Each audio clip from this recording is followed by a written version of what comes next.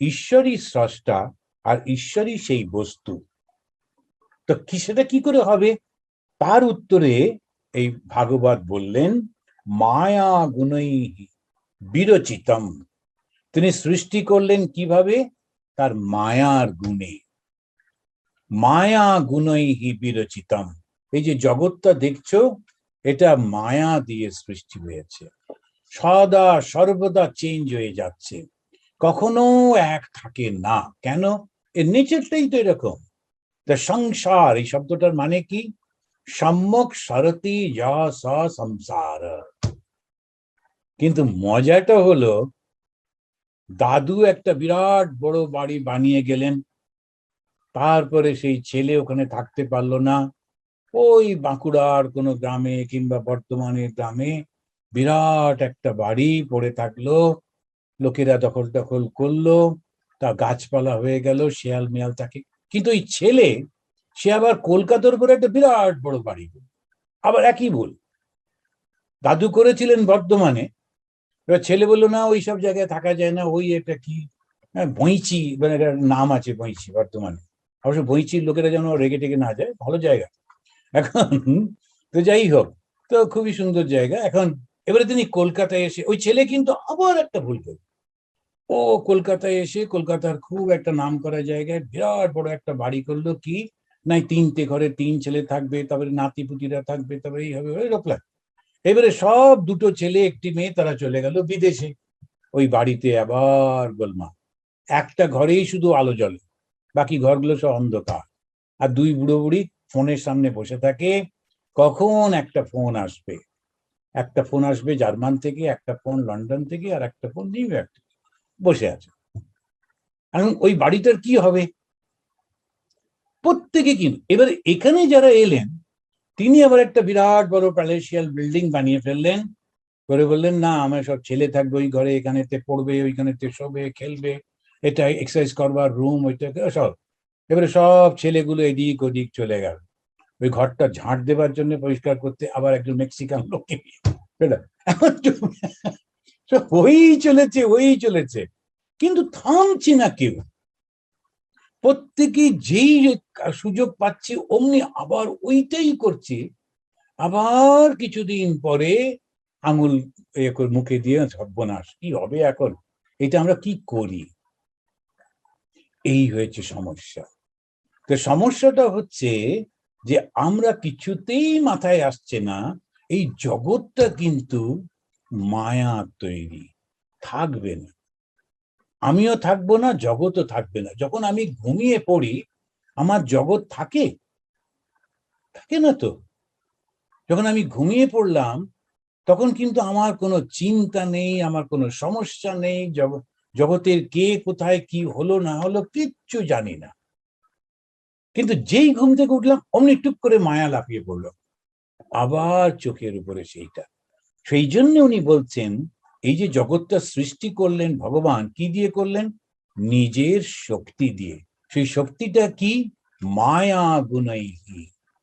এটা কে বলছে? ভাগবত বলছে, বেদান্ত বলছে না। কিন্তু বেদান্ত একই কথা বলছে, কিন্তু ভাগবত যারা ফলো করেন, তারা ভক্তিবাদী, ওরা বা বেদান্তের সঙ্গে ঝগড়াও করেন।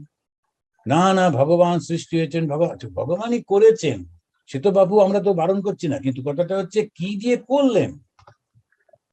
যেই তুমি বলবে যে আর একটা জিনিস ছিল, সেইটা দিয়ে করেছেন, তখন তাহলে বলতে হবে ভগবান কিন্তু সম্পূর্ণ সর্বব্যাপী হতে পারেন।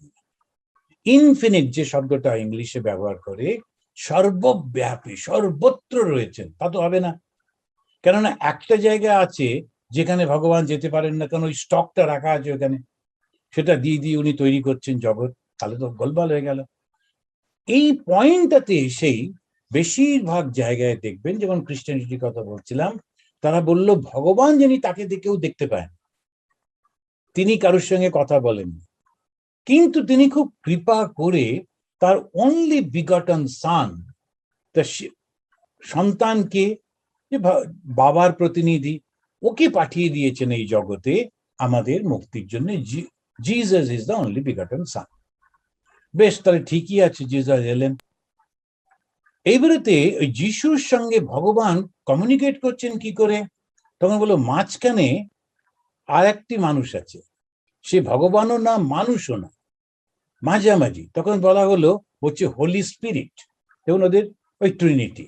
এবারে যিশু হলেন, হোলি স্পিরিট হলো, আর ভগবান হলো। তো এত ভগবানকে লুকিয়ে রাখার কারণটা কি? যেই তুমি বলবে ভগবান এরকম দেখতে, ওই গোলমাল হবে। সেই জন্যে এই যে ইসলামে ওরা বলে হজরত মোহাম্মদের ছবি আঁকা চলবে না, ওই করবে না, ওই করবে কেন? ওনার যেই ছবি আঁকবো সঙ্গে সঙ্গে ওই লিমিটেড হয়ে যাচ্ছে, তাহলে করা চলবে না। ওই জ্ঞান কিন্তু টনটনে, সব ঠিকই আছে, জ্ঞানটা তো অসুবিধা হচ্ছে না। যেই আমরা তাকে ক্ষুদ্রত্ব আনবো, সঙ্গে সঙ্গে তিনি সাকার মানেই কিন্তু ক্ষুদ্র হয়ে গেলেন, এইরকম একটা রূপের মধ্যে হয়ে গেলেন। তাহলে কি হবে? ওইটার জন্য ওরা বললেন মায়া গুণৈ বিরচিতাম। আর একটা জায়গায় একটা অদ্ভুত শব্দ ব্যবহার করেছেন ভাগবত, আমরা হয়তো পরে আসবো। সেখানে 1:20 মানে প্রথম স্কন্ধের প্রথম অধ্যায়ের 20 নম্বর শ্লোকে, ওই আমরা ওটা পড়বো না, কারণ না ভাগবতের সব পড়তে গেলে শেষ হবে না, সেই জন্যে আমরা একটু স্কিপ করে করে যাব। তো সেখানে একটা শব্দ ব্যবহার করলেন ভগবান সম্পর্কে, শব্দটা খুব অদ্ভুত শব্দ। এমনি বললে মনে হয় যেন ভগবানকে নিন্দা করছে, তা কিন্তু না। বললেন ভগবান গূঢ় কপট মানুষ, মানে বললেন কপট মানুষ। এখন কপট শব্দটা খুব একটা ভালোভাবে ব্যবহার করা হয় না বাংলায়। যখন বলা হয় কপট, তার মানে ঠিক ওকে বিশ্বাস করা চলে না, সত্যি বিশ্বাস করা চলে না। ভগবান হচ্ছেন কপট মানুষ। কেন কপট বলা হলো? কেননা এটা কিন্তু আসল না। এই যে ভগবানের রূপটা দেখছো, ওই যে তিনি শুয়ে আছেন, তিনি চুপ করে শুয়ে আছেন কিসের উপরে? সাপের উপরে। আবার সাপটা কোথায় রয়েছে? জলের উপরে। এই সমস্ত একেবারে এই যে বর্ণনাগুলো আমরা দেখছি, আসল জলটা কি? নিরাকার। নিরাকারের মধ্যে সাকার রূপ ধারণ করছেন কি করে?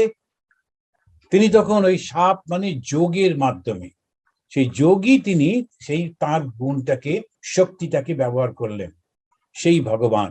সেই জন্য দেখুন পুরোটাই এইটা আমাদের মনে রাখতে হবে।